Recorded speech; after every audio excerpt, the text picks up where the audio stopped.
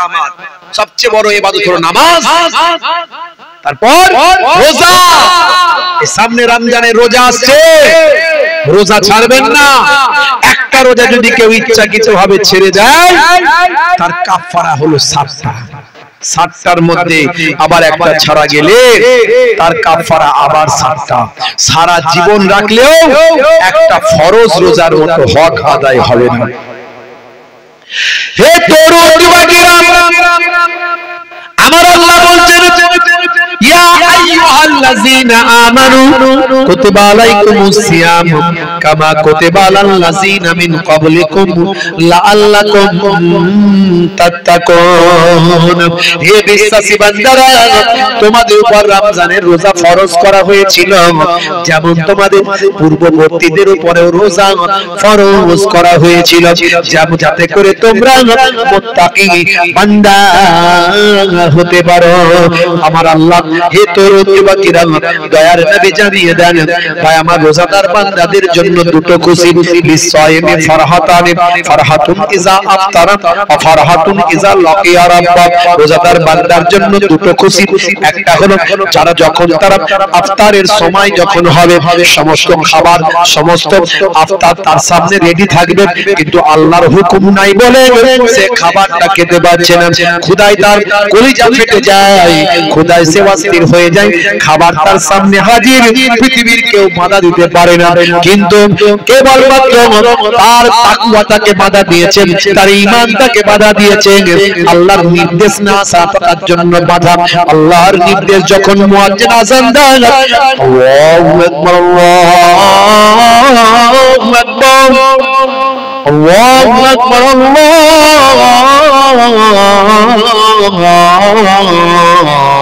আল্লাহু আকবার, যখন আজানটা হয়ে গেল সঙ্গে সঙ্গে সে খাবারটা তুলে ফেললো। এই আজানের আগে ইফতারের সময় রোজাদার বান্দার জন্য খুশি। হে তরুণ যুবকেরা, আরেকটা আল্লাহর নবী বলেন, রোজাদার বান্দার জন্য আমার আল্লাহ একটা জান্নাতের স্পেশাল দরজা রাখবেন, কেবলমাত্র সেই দরজা দিয়ে রোজাদার বান্দা বান্দি জান্নাতের ওই ভিতরে ঢুকতে পারবেন। রোজাদার বান্দা বান্দিদের জন্য আমার আল্লাহ স্পেশাল ইফতারের ব্যবস্থা করবেন, মেহমানদারির ব্যবস্থা করবেন, আর সেদিন রোজাদার বান্দা বান্দিকে আমার আল্লাহ দিদার দেবে। কিন্তু রোজার সময় তারাবি নিয়ে গন্ডগোল আছে না নাই? তারাবি গন্ডগোল আছে না নাই? এবার মক্কা শরীফ মদিনা শরীফে 10 রাকাত তারাবির নামাজ হবে। গন্ডগোল কি নিয়ে হয়? 8 না 20? মাঝখান থেকে মক্কা শরীফ মদিনা শরীফ বলেছে এবারে 10 রাকাত। 10 রাকাত তারাবির নামাজ, 3 রাকাত বেতরের নামাজ। 2020 সাল পর্যন্ত মক্কা শরীফ মদিনা শরীফে 20 রাকাত তারাবির নামাজ হয়েছে। 20 রাকাত তারাবির নামাজ, 3 রাকাত বেতর। এবছরে তারা ওই 20 সালের পর থেকে করোনার কারণে তারা তারাবির নামাজকে শর্ট করে 10 রাকাত করেছে। তারাবির নামাজ নিয়ে বিতর্ক কিছু মোল্লা মৌলবী করে। আমরা হানাফি মাযহাবের মানুষ 20 রাকাতটা নিয়েছি। আপনারা 8 রাকাত পড়তে ইচ্ছা করে পড়ুন, দ্বন্দ্ব কেন করেন? 20টা ভুল এটা বলেন কেন? 20 রাকাত যারা পড়ছে তার মধ্যে 8 রাকাত আছে না নাই? 8 পার করে তবে তো 20 না? না, 8 পার করে 20 না, 20 পার করে 8 কোনটা? 8 পার করে। তাহলে আমরা যারা 20 পড়ি, আমাদের 8ও পড়া হচ্ছে, 20ও পড়া হচ্ছে, জোরে হবে না? আর তোমরা যারা 8 পড়ছো, আমি ভুল বলবো না, আমি ভুল বলছি না, 8টা ভুল। আল্লাহর নবীর 13 রাকাতের কথা আছে, 10 রাকাতের কথা আছে, 10 আর 3 আছে, হ্যাঁ, তারপরে 8 আর 3 আছে, অনেক আছে, আবার 20ও আছে, অনেক হাদিস। তুমি একটা হাদিসকে ধরে রাখলে হবে না, হ্যাঁ। আমরা ওমর ফারুক হুজুর পরবর্তীকালে একেবারে সহি হাদিসের মধ্যে এসেছে, ওমর ফারুক রাদিয়াল্লাহু তাআলা আনহু পরবর্তীকালে 20 রাকাত শুরু করেছিলেন। 20 রাকাত তারাবির নামাজ হযরত ওমর ফারুক রাদিয়াল্লাহু তাআলা আনহু তিনি নিজে নিজে ব্যবস্থাপনা করেছিলেন। এখন তুমি যারা বলছো যে 20 রাকাতটা ঠিক নয়, এখন তুমি কি ওমর ফারুক হুজুরের থেকে বড় হয়ে গেছো? ওমর ফারুক হুজুরের যে 20 রাকাতের তারাবির নামাজের হাদিস, এটা কি সহিহ নয়?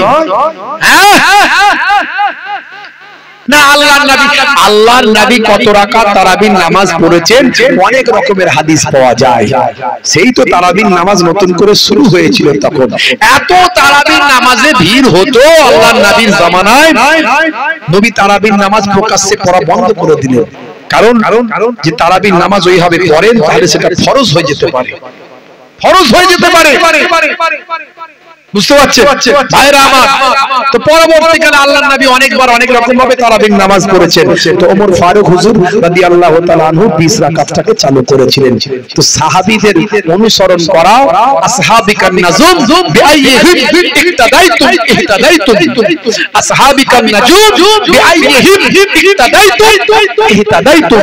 আল্লাহর নবী বলেন, যে কোন আমার সাহাবীরা হলো আকাশের নক্ষত্রের ন্যায়, যে কোন সাহাবীকে অনুসরণ করবে, ইক্তেদা করবে, সে হেদায়েত প্রাপ্ত হয়ে যাবে। জোরে বলুন সুবহানাল্লাহ। জোরে হবে না ভাইরা আমার? সেই তারাবির নামাজ হযরত ওমর ফারুক হুজুর 20 রাকাত চালু করেছিলেন। তিনি ভালো বুঝেছিলেন বলে চালু করেছিলেন।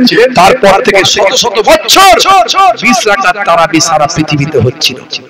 তারপর থেকে বিতর্ক এসেছে, কেউ 8 রাকাত পড়ে, কেউ 10 রাকাত। এবারে মক্কা শরীফ মদিনা শরীফে ভাই আমার গ্র্যান্ড মুফতি যিনি আব্দুর রহমান আস-সুদাইস, তিনি বলেছেন সময়টাকে কম করার জন্য, মানুষের তাকলিফটাকে কমিয়ে দেওয়ার জন্য, মানুষের পেরেশানি দূর করার জন্য, এবং বেশি পরিমাণে মানুষ যাতে তারাবির নামাজে অংশগ্রহণ করতে পারে, তাই এবারে 10 রাকাত করা হচ্ছে। 10 আর 3 13 রাকাত নামাজ তারা পড়বেন। 10 রাকাত তারাবি আর বেতের 3 রাকাত, তারপর এশাবা যেটা আছে। বুঝতে পারছেন? এটা হতে পারে, এটা তো ফরজ নামাজ নয়, এটা ফরজ নামাজ নয়। এটা নিয়ে দ্বন্দ্ব করো কেন? যারা দ্বন্দ্ব করে তারা গোলমাল করে। আমরা হানাফি মাযহাবের মানুষ, আমরা ইমাম আযম আবু হানিফা হুজুর তিনি 20 রাকাত করেছেন, আমরা একটু বেশি পড়ি। বেশি পড়লে কম আছে নাকি? অসুবিধা আছে? বেশি পড়া ভালো না খারাপ? ভালো, নামাজই তো পড়ছি, বেশি নামাজই তো পড়ছি, অন্য কিছু নয়। আমরা মুজাদ্দিদ জামান পীর আবু বকর সিদ্দিক দাদা হুজুর কেবলা রাহমাতুল্লাহ আলাইহি, তিনি হানাফি মাযহাবের মানুষ, আবু হানিফা হুজুরের মাসলাটা নিয়েছেন, তিনি 20 রাকাত তারাবির নামাজটা পড়েছেন। জোরে বলুন সুবহানাল্লাহ। জোরে হবে না সুবহানাল্লাহ? ভাইরা আমার, তরুণ যুবকেরা আমার, মাশাআল্লাহ, আমার পরবর্তী বক্তা অতিথি তিনি আসছেন, মাশাআল্লাহ আলোচনা করবেন।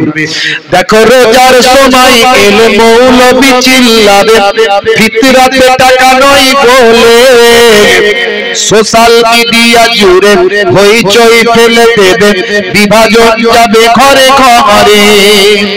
এ যেন ট্রেন্ড চলে সোশ্যাল মিডিয়া জুড়ে, সিজনের ফল মনে করে, কখনো সাবে বারাত, কখনো সাবে নারাজ, কখনো তারাবি ধরে টাঙানে। কথা ঠিক না ভুল বলেন? সবে মেরাজ, সবে বারাত, তারাবির নামাজ যা আসবে সব নিয়ে কিছু মানুষ বিতর্ক করে। তাই আমাদের এগুলো থেকে হেফাজত হতে হবে। আমরা বট গাছের তলায় আছি, একটা ছাতার তলায় আছি। আমাদের বট গাছ, আমাদের ছাতা হলেন মুজাদ্দিদ জামান দাদা হুজুর পীর কেবলা রাহমাতুল্লাহ আলাইহি। সেই নির্দেশনাকে মেনে আমাদের চলতে হবে। জেগে ওঠো যুব সমাজ, দ্বন্দ্বের অবসানে ভেজাল মাওলানা ভাইরাল হবে বলে বিতর্ক এরা তুলে আনে। দেখো রোজার সময় এলে মৌলবি চিল্লাবে, ফিতরাতে টাকা নয় বলে, বলে ফিতরা টাকা দিয়ে দেয়া যাবে না, বলে কি বলে না? সব সোশ্যাল মিডিয়া জুড়ে হইচই ফেলে দেবে, বিভাজন যাবে ঘরে ঘরে। আল্লাহ আমাদের ফিতনা থেকে হেফাজত করুন, বলুন আল্লাহুম্মা আমিন, বলুন আল্লাহুম্মা আমিন। ভাইরা আমার, মুজাদ্দিদ জামানের সিলসিলা হক সিলসিলা, দাদা হুজুর কেবলা আকীদা হক আকীদা। দাদা হুজুর কেবলা ছোটখাটো আলেম ছিলেন না বাবা, 86টা হাদিসের আলেম তো ছিলেন। মদিনা শরীফ থেকে 40টা হাদিস তিনি সনদ প্রাপ্ত হয়ে, শেষ করে সনদ প্রাপ্ত হয়ে দার্স নিয়ে হিন্দের জমিনে এসেছিলেন। তাই বসিরাট হুজুরের মতো এত বড় আলেম দাদা হুজুর কেবলার কাছে গিয়ে মুরিদ বায়াত হয়েছিলেন। বুঝতে পারছেন? দাদা হুজুর কেবলার পথ মতকে ঠিকভাবে আঁকড়ে ধরুন। এখন অনেক রকমের মোল্লা মৌলবী মুফতি সাহেব মৌলানা সাহেব সব বেরিয়েছে, বুঝতে পারছেন? উপরে বলছে দাদা হুজুর, ভিতরে দাদা হুজুরের গোড়া কাটার চেষ্টা করছে। এগুলো খুব সাবধানে চলতে হবে, আমাদের ঈমানকে মজবুত। নবীতে যায়, রমজান মাসে রোজাটা রেখে দেয়, ঈদের দিনে ফাঁস কাতারে নামাজ পড়ে, সাদা কুর্তা পাজামা পরে ভাই হুজুর দেখলে ছুটে গিয়ে আসসালামু আলাইকুম দেয়। মা বলেছে এক মাস রোজা রেখেছে, অসুবিধা নাই। আব্বা বলেছে, হুজুর বলেছে মহেবুল্লাহ হুসাইনের কথাতে ছোট ছোট দাড়িটা রেখেছে ভাই। কিন্তু রাত্রি যখন 9টা বাজে, সোপের সামনে গিয়ে হাতটা গলিয়ে দিয়ে বলে, কাকা একটা লাল পানির বোতল চাই। মুসলমানের ছেলে বাঁশবাগানের ঝাড়ে, পুকুরের পাড়ে, নদীর ধারে, রেল লাইনের পাড়ে 3-4 বন্ধু মিলে যখন আবার খায়, তখন বলে জানিস না হুজুররা বলে কিছু খেলে বিসমিল্লাহ বলতে হয়। খাচ্ছে মদ, বলছে বিসমিল্লাহ বলে খা। আখেরি জামানা। হে যুবকেরা শুনে রেখে দেন, এক বালতি দুধে যদি এক চিপি মদ, এক চিপি কুকুরের পেট চাপ দেওয়া হয়, ওই দুধটা কি আর কেউ খাবে? খাবে না। যদি জানতে পারে এটা কুকুরের পেট চাপ, হে তরুণ যুবকেরা, গন্ধ পাক আর নাই পাক, কুকুরের পেট চাপের গন্ধ পাক আর নাই পাক, টেস্ট পাক আর নাই পাক, সেন্ট পাক আর নাই পাক, দেখতে পাক আর নাই পাক। যদি বুঝতে পারে এক বালতি দুধেতে, গরুর দুধে এক বালতি গরুর দুধে এক চিপি কুকুরের পেট চাপ দেওয়া আছে, কোন মানুষ সেটা আর খাবে না ভাই আমার। সেটা টেস্ট পাক আর নাই পাক।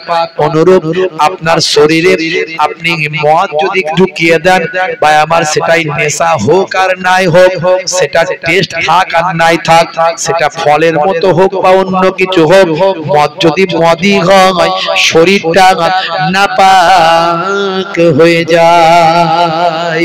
এ তরুণ যুবকেরা, শরীরের গোস্ত পোস্ত গুলো সব হারাম হয়ে যায়।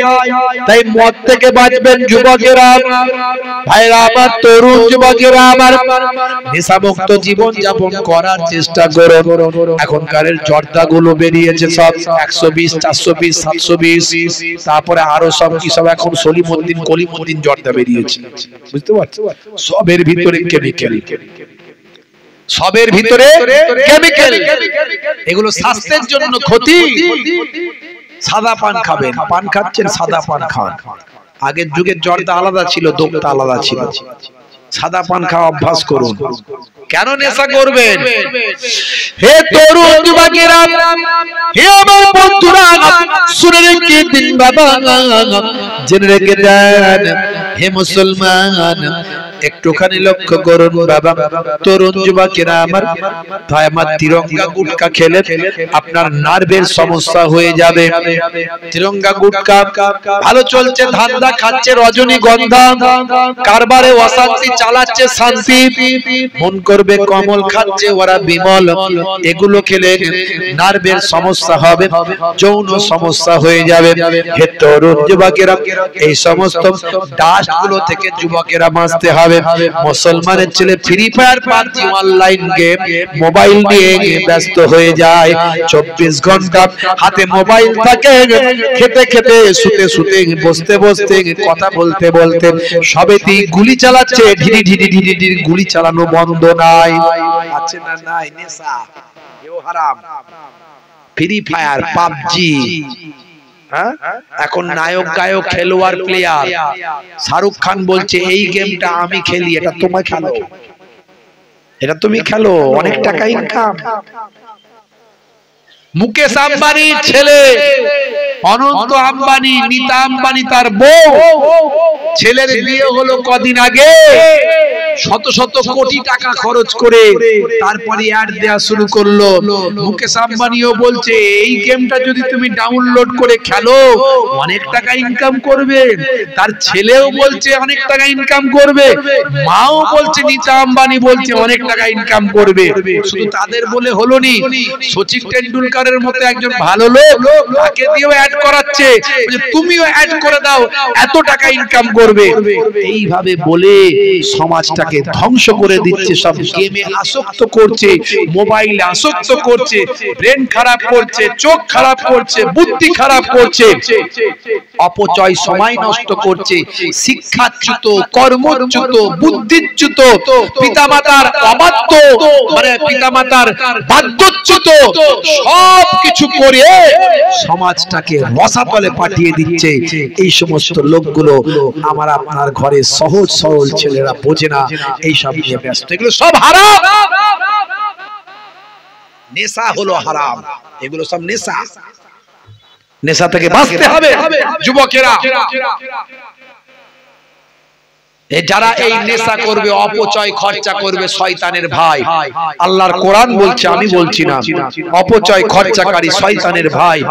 এই যে ভাই আমার ঘন্টার পর ঘন্টা ব্যাটারি খরচা করছে, পয়সা খরচা করছে, বুদ্ধি খরচা করছে, সময় খরচা করছে, এগুলো সব অপচয়। এই অপচয় খরচা করে শুধু হারাম কাজ করছে না, বরং ওই সমস্ত ছেলেগুলো যারা free fire, PUBG, online game ঘন্টার পর ঘন্টা খেলে, এরা সব শয়তানের ভাইতে পরিণত হচ্ছে। যাদের মোবাইলে এগুলো আছে সব ডিলিট করতে হবে। মোবাইলে অশ্লীলতা, ভিডিও, বাজে বাজে গান, অশ্লীল ছবি, অশ্লীল ভিডিও শেয়ার করছে। এখানে তিরঙ্গা খাচ্ছো, খাচ্ছো, বাইরে চলে যাও। নাক দেখেছেন? নাক বুঝতে পারলেন? নাকটা কিরম বুঝতে পারলেন? খাচ্ছে ওখানে,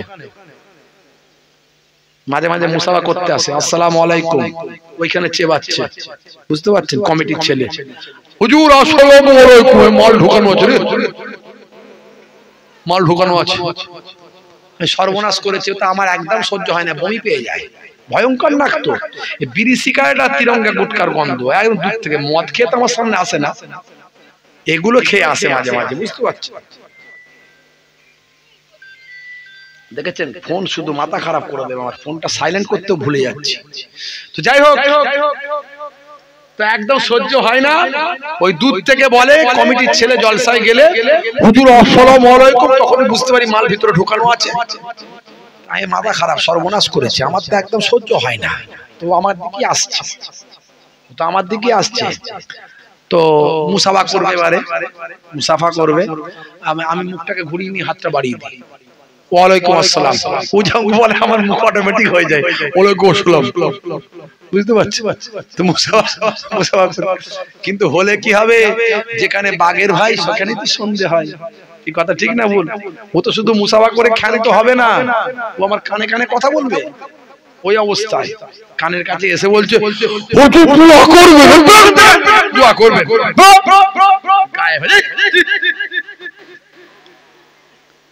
নিরুপায়। ভেবেছিলাম কিচ্ছু বলবো না, বলতে হলো, বুঝতে পারছো? আবার যেদিনে জলসা হয় সেদিন এই কমিটির ছেলে যারা খায় আর কি, টেনশন বেড়ে যায়। ওরা অন্যদিন 10টা খেলে ওদিনে 20টা চাপে, বুঝতে পারছেন? খুব ভয়ঙ্কর ব্যাপার। নেশা থেকে বাঁচুন বাপ, সমাজটা শেষ করে দিচ্ছে। হাতে পয়সা পড়ে যাচ্ছে, ছোটবেলায় ছেলেদেরকে পড়াশোনা করান, শিক্ষিত বানান। সবাইয়ের মাথায় বুদ্ধি আল্লাহ দিয়েছে, সেই বুদ্ধিটাকে কাজে লাগান, আপনি অবাক হয়ে যাবেন। আমাদের এই এমএন ভাইয়ের, আমাদের ইনার ছেলে ঘরে বসে বসে বাল্ব তৈরি করে ফেলছে, এরকম হ্যালোজেন লাইট তৈরি করে ফেলছে। এত লাইট, চোখে তাকালাম তো চোখটা কিরকম হয়ে গেল, ওই আমাকে দেখিয়েছে, আমার চোখ কিরকম হয়ে গেল, বাপরে এত লাইট, নিজের হাতে করে তৈরি করছে। বলে হুজুর আল্লাহ দোয়া করেন যেন আগামী দিন কারখানা করতে পারি। নিশ্চয়ই পারবে, চেষ্টা করো, নিশ্চয়ই পারবে, একটা ব্র্যান্ড তৈরি হয়ে যাবে। বুদ্ধি আল্লাহ দিয়েছে কারো না কারো, সেটাকে ঘষা মাজাটা ঠিক টাইমে করলি ওটাই এপিজে আব্দুল কালাম হয়ে যাবে। ওটাই এপিজে আব্দুল কালাম হয়ে যাবে। আমাদের ঘষা মাজার অভাব। ছোটবেলায় তিরঙ্গা দিয়ে দিচ্ছি, ছোটবেলায় কি করছি, ওই বুদ্ধিটাকে কাজে না লাগিয়ে রুটির দোকানে দিয়ে দিলাম, জরির দোকানে দিয়ে দিলাম, অ্যাম্বোটারিতে দিয়ে দিলাম, খাটাখাট মেশিন চালাচ্ছে আর হাতে পয়সা গুনছে খাটাখাট মাসে সপ্তাহে। তো পয়সা দিয়ে কি করবে? অল্প দিনে পালসার গাড়ি একটা, ওই কি বলে এই গাড়ি কিনলো, এখন সব দোতলা গাড়ি, দোতলা মোটরসাইকেল বেরিয়েছে জানেন না, দোতলা মোটরসাইকেল। আমাকে জলসাই ওঠানোর জন্য হুজুর চাপুন, খাই না হাঁটতে হবে তো, আপনাকে হাঁটাবো হুজুর, আপনার জন্য মোটরসাইকেল নিয়ে এসেছি। সর্বনাশ, চলো দেখি। মোটরসাইকেলে উঠতে গিয়ে দেখি দোতলা মোটরসাইকেল, নিচে ড্রাইভারের সিট এখানে, প্যাসেঞ্জারের সিট এইখানে। কি কোম্পানি ভাই, কি যেন বলেছিল, আমার আর মনে নাই, এখন নামটার মনে নাই। আমি মনে কি ড্রাইভারের ঘাড়ে বসবো নাকি তোমার ঘাড়ে বসবো আমি? কারা চাপে? বলে হুজুর চাপার লোক আলাদা আছে। ভাই হেঁটে যাবো, ওই গাড়িতে আমার চাপার ক্ষমতা নাই, তুমি চলে যাও, আমি হেঁটে যাচ্ছি। তো এখন সব ওই সব পয়সা হাতে পেয়েছে। আজকে একটা মোটরসাইকেল করে দুটো বাচ্চাকে নিয়ে বাইক চালাচ্ছে, একটা 18-20 বছর বয়স হবে, ইরাম ইরাম আমার গাড়িটাকে ওভারটেক করলো, ইরাম ইরাম, খালি রাস্তার ইমারত একবার দুটো বাচ্চা পেছনে বসে আছে, তারাও বেশ হাসছে, তারাও হাসছে, মজা পাচ্ছে। আমি গাড়িটাকে ড্রাইভার সাহেব একটু আগের দিকে নিয়ে যাও, সঙ্গে সঙ্গে কাঁচ খুলে বলে, কি গাড়ি চালাচ্ছ এটা? দুটো বাচ্চা আছে, পড়লে কি হবে? থাকবে কিছু থাকবে? আর কিছু বলে না, ঠান্ডা হয়ে গেছে, দেখছে বুঝে টুপিটা বা পড়ে আছে, বুঝতে পারছে যে হুজুর রেগে গেছে। তো ভাইরা আমার, পয়সা পেয়ে গেছে, ছোটবেলায় পয়সা পেয়ে যাচ্ছে। যে সময় বই দরকার হাতে, পেন দরকার হাতে, সে সময় হাতে পয়সা। তো তিরঙ্গা খাবে না তো কি খাবে? গুটকা খাবে না তো কি খাবে? আপনার ছেলেগুলোকে মানুষ করুন, তবে সমাজটা উন্নতি হবে, ভবিষ্যৎটা উজ্জ্বল হবে, তবে সঠিক পথে ওইতে চলতে পারবে, সমাজ সুন্দর হবে। হে তরুণ যুবকেরা, হে আমার বন্ধুরা, শুনে রেখে দিন বাবা। একটা মজার ঘটনা বলি, বাস্তব উদাহরণ বলি, ইতিহাস থেকে আপনাদের মাঝখানে বলে দিয়ে যায়। আব্বাসীয় খলিফা, খুব নামকরা খলিফা, নাম হলো বাদশাহ হারুন আর রশিদ। হে তরুণ যুবকেরা, বাদশাহ হারুন আর রশিদ তিনি প্রথম অবস্থায় মাঝে মাঝে মদ্যপান করতেন। বিদেশি দূতদেরকে নিয়ে, সঙ্গী সাথীদেরকে নিয়ে, নিজের সভাসদদের মধ্যে বিশেষ ব্যক্তিত্বদের নিয়ে মাঝে মাঝে তিনি গোলটে বিল করে একটু মাঝে মাঝে মদ্যপান করতেন। তখন তিনি অতটা ধার্মিক ছিলেন না, পরবর্তীকালে অনেক বড় ধার্মিক আল্লাহওয়ালা হয়ে গিয়েছিলেন। এ তরুণ যুবকেরা, তার স্ত্রীর নাম হলো বেগম জুবাইদা, নাম শুনেছেন? মস্ত বড় আল্লাহর নেক বান্দি ছিলেন বেগম জুবাইদা। ভাই আমার, পানির জন্য নাহার তৈরি করে দিয়েছিলেন। সৌদির জমিনে গেলে আপনি পাবেন, হজে গেলে দেখতে পাবেন জুবাইদার নাহার আজও সেখানে বিদ্যমান আছে, দেখা যাবে। আজকে শুকিয়ে গেছে, আমাদেরকে দেখিয়েছে, এটাই হলো বেগম জুবাইদা নাহার। তিনি হজে এসেছিলেন, এখানে পানির ব্যবস্থার জন্য নাহার তৈরি করেছিলেন বেগম জুবাইদা নাহার। আজও সেই নাহারটা হলো এটা, কিন্তু শুকিয়ে গেছে এখন। হে তরুণ যুবকেরা, হে আমার বন্ধুরা, হে আমার মুরব্বিয়ানিরা, পরবর্তীকালে বাদশাহ হারুন আর রশিদ মস্ত বড় একজন আল্লাহর ওলি হয়ে গিয়েছিলেন, আলেম হয়ে গিয়েছিলেন। কিন্তু প্রথম অবস্থায় তিনি মাঝে মাঝে কি করতেন? মাঝে মাঝে তিনি প্রথম অবস্থায় মদ্যপান করতেন। মনে রাখবেন, আগের যুগের যদি আপনি ইতিহাসগুলো পড়েন, প্রত্যেকটা রাজা বাদশাহ সাকসেসের পেছন দিকে একজন আল্লাহর ওলির সাপোর্ট ছিল। একজন আল্লাহর ওলি পেছনে লেগে থাকতো, যাতে রাজা বাদশাকে হেদায়েত করা যায়। প্রত্যেকটা রাজা বাদশা দেখবেন পেছনে একজন করে আল্লাহর ওলি ঠিক লেগে থাকতো। হ্যাঁ, এখনো যারা ভালো নেতা আছে তাদের পেছনে দেখবেন একজন নিশ্চয় আলেমের ঠেল আছে। একটু খেয়াল করবেন, পেছনে ব্যাকগ্রাউন্ডে একটা আলেমের ঠেল আছে, তাই সে ওই রকম ভালো নেতা হয়ে জীবন যাপন করছে। হে তরুণ যুবকেরা, হে আমার বন্ধুরা, শুনে রেখে দিন বাবা, জেনে রেখে দেন। হে মুসলমান একটু লক্ষ্য করুন, এমন সময় দেখতে পাওয়া যায় সেই জামানায় একজন আল্লাহর মাহবুব বান্দা ছিলেন, আল্লাহর দরবেশ বান্দা ছিলেন, ওলি বান্দা ছিলেন, একজন অন্য পর্যায়ের একজন আল্লাহর ওলি। ওলি আল্লাহদের অনেক ক্যাটাগরি হয়, ইনি তার মধ্যে একজন অন্য পর্যায়ের আল্লাহর ওলি। ভাইরা আমার, তার নাম হলো দরবেশ বাহালুল দানা, তার নাম হলো বাহালুল দানা, যিনি একজন দরবেশ ছিলেন, মস্ত বড় আল্লাহর মাহবুব বান্দা ছিলেন, যিনি বাড়ি ঘরে থাকতেন না, গাছতলায় রাত কাটাতেন, কখনো গোরস্থানে রাত কাটাতেন, কখনো বা নদীর পাড়েতে রাত কাটাতেন, কখনো জঙ্গলে রাত কাটাতেন, ইবাদত করে করে কাটিয়ে দিতেন, কখনো কিছু খেতেন, কখনো না খেয়ে থাকতেন, রোজা রাখতেন, এইভাবে জীবন যাপন করতেন।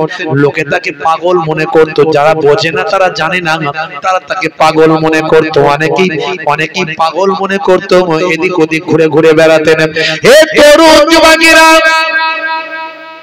হে আমার বন্ধুরা, হে আমার মুরব্বিয়ানেরা, এই বাহালুল দরবেশ আল্লাহর ওলি মাঝে মাঝে আব্বাসীয় খলিফা হারুন আর রশিদের রাজ দরবারে ঢুকে পড়তেন, মাথায় পাগড়ি, হাতে লাঠি, জুব্বা পরিহিত অবস্থায় জালালি মেজাজে ভাই আমার ঢুকে পড়তেন রাজ দরবারে। রাজ দরবারে যখন আসতো, বাদশা তো দূরের ভাই আমার, কারিগর কর্মী নেতা ভাই আমার যারা আছে, কি বলে দরওয়ান তো দূরের কথা, সৈন্য সামন্তরা তো দূরের কথা, যখন রাজ দরবারে ঢুকে পড়তেন তখন খলিফা নিজে পর্যন্ত ভয় পেয়ে যেতেন। আল্লাহর ওলির সামনে সবাই তারা ভীত হতেন, আল্লাহর ওলির বিরুদ্ধে তাদের কোনো ব্যবস্থা নেওয়ার ক্ষমতা থাকতো না। এ তরুণ যুবকেরা, একজন খলিফা একদিন রাজ দরবারে আসর করে মদ পান করার ব্যবস্থা করেছে, মদ পান করছে। এমন সময় রাজ দরবারে ঢুকে বললেন, ওই ভাই আমার দরবেশ বাহালুল দানা সোজা এসে একেবারে রাজ দরবারে একেবারে খলিফার সামনে এসে, খলিফার সামনে চেয়ারে আসনে এসে বসে বললেন। বসে পড়ার পরে থরথর করে কাঁপতে লাগলেন খলিফা, চিন্তা করতে লাগলেন, এবার এই আমার অতিথিদের মাঝখানে দরবেশ আমাকে আচ্ছা করে ধোলাই শুরু করবে। বাদশা নিজে কাঁপছে, এবার দরবেশ আমাকে ধোলাই করে, ধোলাই মানে তার মান নয়, এমন এমন কথা বলবে আমার ইজ্জত আর কিছু থাকবে না। হুজুর এমন এমন আমাকে বলবেন, ইজ্জত আর কিছু থাকবে না।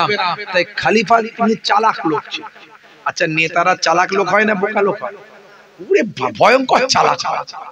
আপনাকে বলবে তোর সঙ্গে আমি আছি, তুই যা করার কর, বাকিটা দেখে নেব।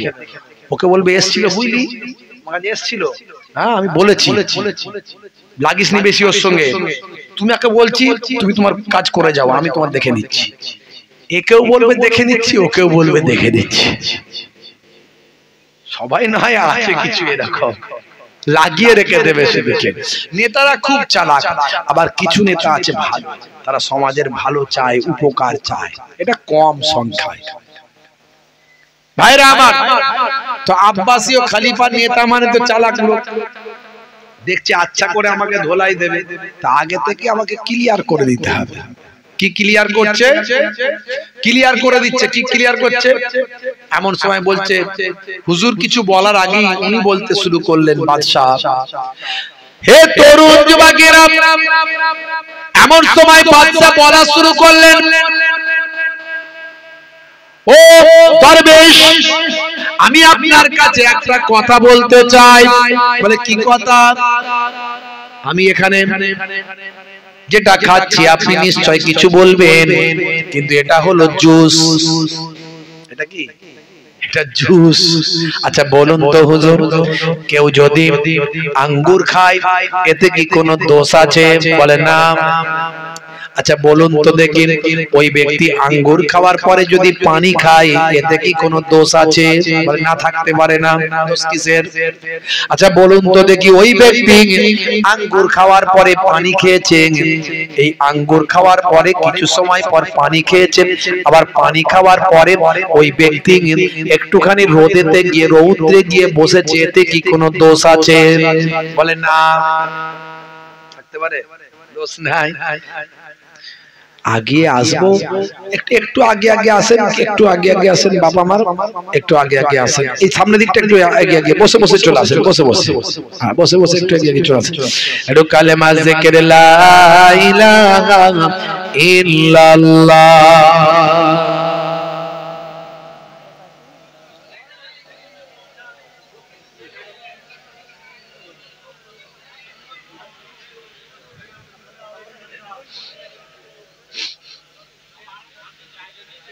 চলে আসুন, চলে আসুন, এগিয়ে আসুন।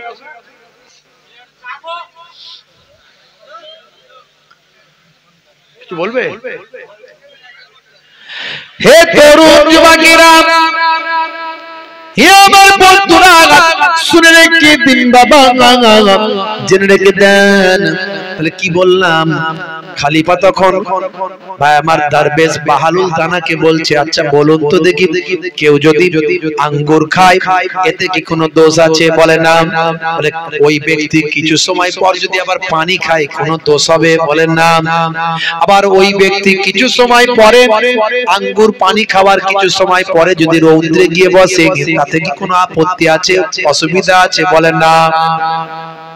বলে আমি যেটা খাচ্ছি এটা হলো জুস, এটা হলো ফলের, এটা মদ নয় হুজুর। হে তরুণ যুবকেরা, হে আমার বন্ধুরা, শুনে রেখে দিন বাবা, জেনে রেখে দেন। এমন সময় দরবেশ বাহালুল দানা বললেন, কি বলতে চাইছেন বাদশা জাহাপনা? আমি বুঝতে পেরেছি, তবে শোনেন। আচ্ছা বলুন তো বাদশা জাহাপনা, আপনার মাথাতে যদি কিছুটা মাটি দিয়ে একটু লাগিয়ে দেওয়া হয়, মাটি লাগিয়ে একটু লেপে দেওয়া হয়, লাগিয়ে দেওয়া হয়, মাথাটা নোংরা হবে, তাতে কি আপনি মরে যাবেন? বলেন না। ধুলি তো পরিষ্কার। আচ্ছা বলেন তো দেখি, মাথায় কিছুটা মাটি দেওয়ার পরে যদি আবার একটু পানি দেওয়া হয়, পানি দিয়ে একটু লেপে দেওয়া হয়, তাতে কি আপনি মরে যাবেন? বলেন না, ধুলি পরিষ্কার। আচ্ছা বলুন তো দেখি, ও বাদশা জাহাপনা, এই মাটি আর পানি একসঙ্গে প্যাক করে মিক্স করে যদি রৌদ্রে শুকিয়ে ভালো করে শক্ত করে ইট বানিয়ে ওপর থেকে মাথায় ছাড়া যায়, তাতে কি কোনো অসুবিধা আছে? ভয়ঙ্কর অসুবিধা, মরে যাব, মরে যাব।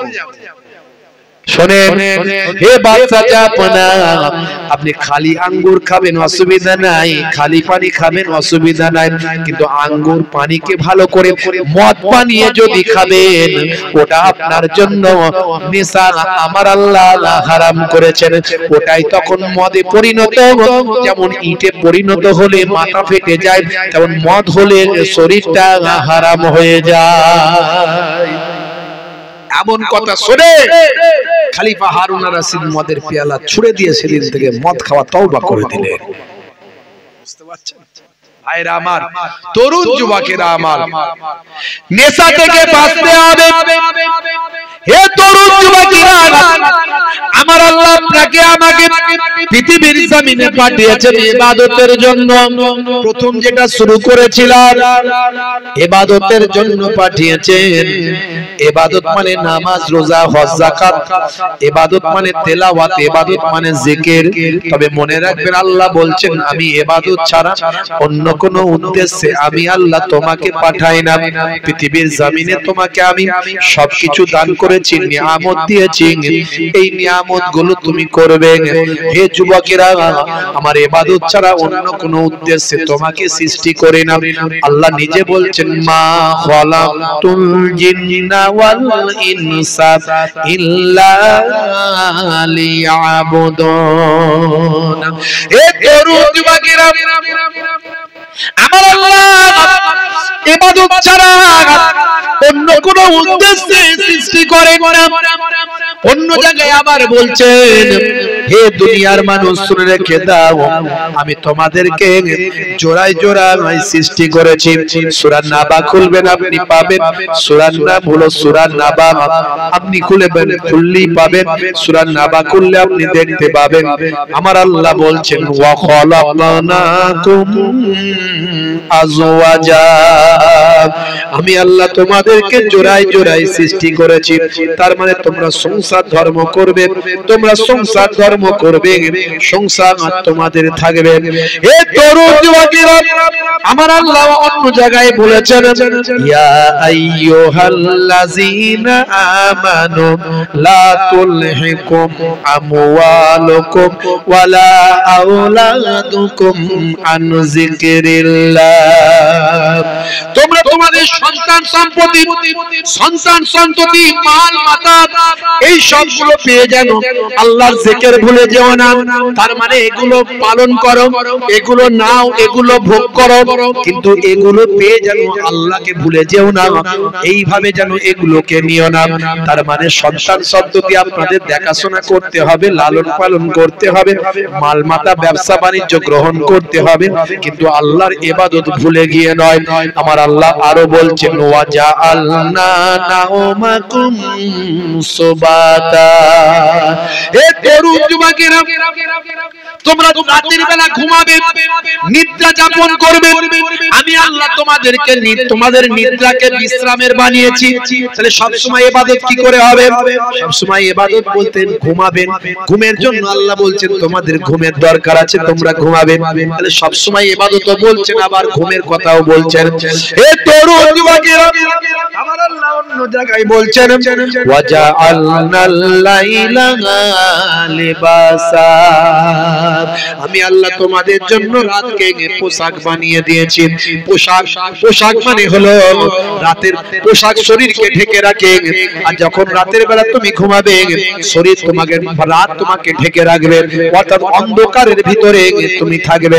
এখানে একটা বিজ্ঞান বলে দিই, সায়েন্স বলে দিই, ছোট্ট করে শুনে রাখুন, একটু মন দিবেন, আমার দিকে মন দিন, অন্যদিকে দেখার দরকার নাই, কারণ কথা খুব কম, সময় নাই, এখনই শেষ করব। বন্ধুরা আমার, এখানে একটা সায়েন্স বলে দিই, বিজ্ঞান বলে দিই, শুনে রাখুন।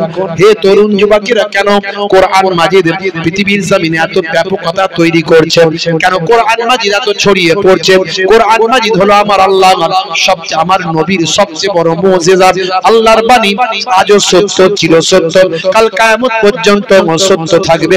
পৃথিবীর কোন মানুষ পরিবর্তন করতে পারেনি 1450 বছর ধরে, আর আগামীতেও পারবে না। দু চারটে কোরআন মাজিদ পুড়িয়ে দিলেও, হাজার হাজার কোরআন মাজিদ পুড়িয়ে দিলেও, একটা যদি হাফেজে কোরআন বেঁচে থাকে, কিয়ামত পর্যন্ত আবার কোরআন মাজিদ জিন্দা থাকবে। হে তরুণ যুবকেরা, হে আমার বন্ধুরা, আমার আল্লাহ বললেন, কি বললেন? ওয়াজআলনাল লাইলা লিবাসা, রাতকে তোমাদের জন্য পোশাক বানিয়েছি। পোশাক শরীরকে ঢেকে রাখে, রাত তোমাদেরকে ঢেকে রাখবে, অর্থাৎ অন্ধকারে থাকবে। আমার আপনার নবী আরো ক্লিয়ার করে বললেন, বুখারী শরীফের হাদিস 5624 নম্বর হাদিস, হযরত জাবের রাদিয়াল্লাহু তাআলা আনহু থেকে বর্ণিত, আন জাবেরিন আন্না রাসূলুল্লাহ সাল্লাল্লাহু আলাইহি ওয়াসাল্লাম قال رسول الله صلى الله عليه وسلم আতফিউল মাসাবিহা ইযা রাকাতুম, যখন তোমরা, আল্লাহর নবী বলেন, যখন তোমরা ঘুমাতে যাবে, আলোটা, লাইটটা নিভিয়ে দেবে, অর্থাৎ অন্ধকারের মধ্যে তোমরা থাকবে। এ তরুণ যুবকেরা, এখন সায়েন্সের সময়, বিজ্ঞানের যুগ, গুগল আছে, ইন্টারনেট আছে, সার্চ করে দেখুন। সায়েন্স বলছে মাথা থেকে কম বেশি 5 ধরনের হরমোন বের হয়, নিঃসৃত হয়। তার মধ্যে গভীর ঘুমে যখন আচ্ছন্ন থাকে, চোখ যদি অন্ধ, ভাই আমার, এই পরিবেশটা যদি অন্ধকার থাকে, ব্যক্তি যদি গভীর ঘুমে আচ্ছন্ন থাকে, ঘরে যদি আলো বন্ধ থাকে, অর্থাৎ অন্ধকারের মধ্যে যদি আপনি ঘুমান, চোখ যদি ব্রেনকে সিগন্যাল দেয় যে অন্ধকারের ভিতরে আছি, এবং ব্যক্তিটি গভীর ঘুমে যদি আচ্ছন্ন থাকে, মাথার পেছন সাইড থেকে একটা হরমোন নিঃসৃত হয়। এই হরমোনটাকে সায়েন্স বলছে মেলাটোনিন হরমোন।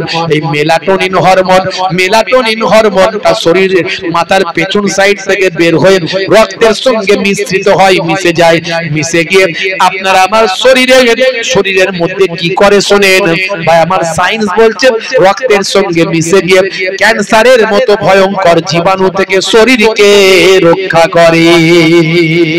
আজকের গবেষণায় বের হলো ভাই আমার সায়েন্স বলছে অন্ধকারের ভিতরে ঘুমাও। আজকে তারা বলছে 1450 বছর আগে আল্লাহর কোরআন রাসূলের হাদিস বলছে তোমরা অন্ধকারের ভিতরে ঘুমাও। জোরে হবে না? জোরে হবে না? একটা উদাহরণ দিলাম, এরকম অনেক উদাহরণ আছে, ইন্টারনেটে সার্চ করলে পাবেন। 20-25 হাজার বক্তব্য আমার আছে ইন্টারনেটে পাবেন। জি হ্যাঁ, হে যুবকেরা শুনে রেখে দেন, যে কথা বলতে চাইছিলাম, আমার আল্লাহ বললেন তোমাদেরকে ইবাদতের জন্য সৃষ্টি করেছি। ইবাদত মানে সব সময় ইবাদত, ইবাদত ছাড়া অন্য কোনো উদ্দেশ্য নাই। কিন্তু আমার আল্লাহ বললেন দিনের বেলা তোমাদের রুজি রুটির জীবিকার ব্যবস্থা করেছি। ওয়াজআলনান নাহারা মাআশা, আর দিনকে করেছি জীবিকা সংগ্রহের মাধ্যম। দিনের বেলা কাজ করবে, রুজি রুটির তালাশ করবে, ব্যবসা বাণিজ্য করবে, চাষবাস করবে, মাঠে যাবে, খেতে যাবে, ইনকামের ব্যবস্থা করবে। এই তরুণ যুবকেরা, আমার আল্লাহ নিজেই বলছেন সব সময় মসজিদে থাকবে না। কিছু মানুষ সব সময় মসজিদেই থাকে, মনে করে মনে এটাই ঠিক না। তোমার সন্তান আছে, তাকে কে দেখবে? তোমার মেয়ে আছে, তার দেখাশোনা কে করবে? তোমার স্ত্রী আছে, তার হকটা কে পূরণ করবে? সূরা জুমআ খুলুন, আমার আল্লাহ বলছেন ফাইজা কুদিয়াতিস সালাত ফান্তাসিরু ফিল আরদ ওয়াবতাগু মিন ফাদলিল্লাহ। নামাজ খতম হয়ে গেছে, চলো বেরিয়ে যাও মসজিদ থেকে। নামাজের সময় নামাজ পড়বে, মসজিদ থেকে চলে যাবে। ওয়াবতাগু মিন ফাদলিল্লাহ, তুমি জমিন পাও, জমিনে ছড়িয়ে পড়ো এবং রুজি তালাশ করো। আমি আল্লাহ আমার নিয়ামত করো, নিয়ামতের তালাশ করো, ব্যবসা বাণিজ্যের ব্যবস্থা করো, মাঠে যাও, খাটে যাও, চাষে যাও, ব্যবসায় যাও, কারবারে যাও, ব্যবসায় যাও, দোকানে যাও, রুজি রুটির তালাশ করো। রুজি রুটির তালাশ করে তুমি তোমার সন্তান, পরিবার, পরিজনদের মুখে আহার তুলে দাও। জোরে হবে না? আল্লাহ বলতেন যে আমি ইবাদত ছাড়া অন্য কোনো উদ্দেশ্য নাই। আরো এরকম অনেক অনেক আয়াত বলা যাবে, এগুলো থেকে অনেক বলা যাবে। তো যাই হোক, আল্লাহ বলছেন যে আমি রুজি রুটির জন্যই আমি তোমাদের ইবাদতের জন্যই সৃষ্টি করেছি, ইবাদত ছাড়া অন্য কোনো উদ্দেশ্য নয়। তাহলে এত কিছু আবার আল্লাহ বলছেন দিনের বেলা কাজ করার জন্য, রাতের বেলা ঘুমানোর জন্য, নিদকে বিশ্রামের জন্য, সন্তানদেরকে মানুষ করার জন্য। যে আল্লাহ বলছেন ইবাদত ছাড়া অন্য কোনো উদ্দেশ্য আমার নাই, তোমাদের সৃষ্টি করেছি, আবার সে আল্লাহ এগুলো করতে বলছেন। ব্যাখ্যাটা কেমন হবে? ব্যাখ্যাটা এরকম হবে যে কাজও করবেন নবীর সুন্নতের তরিকায়, সন্তানদের লেখাপড়া, দেখাশোনা, ব্যবসা বাণিজ্য, চাষবাস, কাজকর্ম, দিনের বেলা রুজি রুটির তালাশ, রাতের বেলা ঘুমটাও যখন যাবে নবীর তরিকায়। আল্লাহর নবী বলছেন যখন ঘুমাবে ডান দিকে কাত হয়ে ঘুমাও। ঘুমানোর আগে ঘুমের একটা হক আছে, ঘুমের আদব আছে। বাহালুল দানা বলেছিলেন, দরবেশ বাহালুল দানা বলছে ঘুমের আদব আছে। শাহ ওলিউল্লাহ, সম্ভবত শাহ ওলিউল্লাহ মুহাদ্দিস দেহলভী না কি জানো মনে পড়ছে না নামটা, আল্লাহর একজন যোগ্য আলেম, তিনি বাহালুল দানার নাম শুনে গেলেন। যাওয়ার পরে বাহালুল দানার কাছে বস্ত বড় আলেম, উনি দরবেশ, যাওয়ার পরে সালাম কালাম, ও আপনি সেই শেখ, আপনি সেই আলেম? হ্যাঁ। বলছে তা আপনি আমার কাছে কেন এসেছেন? কিছু উপদেশ নেওয়ার জন্য আপনার কাছে, আপনি দরবেশ মানুষ, মস্ত বড় আল্লাহর ওলি। বলছে আচ্ছা আপনি কি ঘুমের আদবটা জানেন? ঘুমের আদব, নিদ্রার আদব জানেন? বলে নিদ্রার আদব আল্লাহর নাম নিয়ে দোয়া দরুদ শরীফ পড়ে, দোয়া দরুদ পড়ে, তেলাওয়াত করে ডান দিকে কাত হয়ে ঘুমিয়ে যেতে হবে।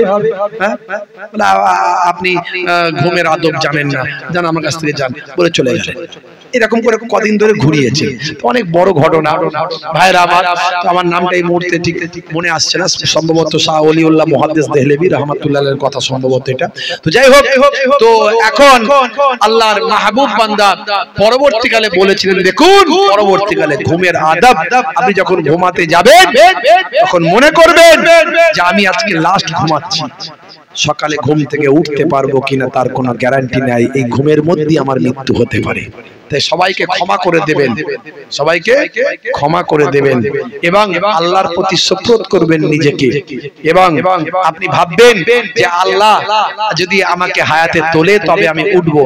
এই ঘুমের মধ্যে নিজেকে আত্মসমর্পণ করলেন আল্লাহর কাছে, আল্লাহর কাছে আত্মসমর্পণ করে ক্ষমা করে আল্লাহর কাছে মাফি চেয়ে এবং আল্লাহর কাছে তওবা করে আপনি পাক পবিত্র অবস্থায় এইভাবে ঘুমাবেন। এটা হলো ঘুমের আদাব। জোরে বলুন সুবহানাল্লাহ। তো ডান দিকে কাত হয়ে ঘুমানো আল্লাহর নবীর নির্দেশ। আর আজকে সায়েন্স বলছে বাম দিকে হার্ট থাকে, এর আগে আমি বলেছি এর মধ্যেও সায়েন্স আছে।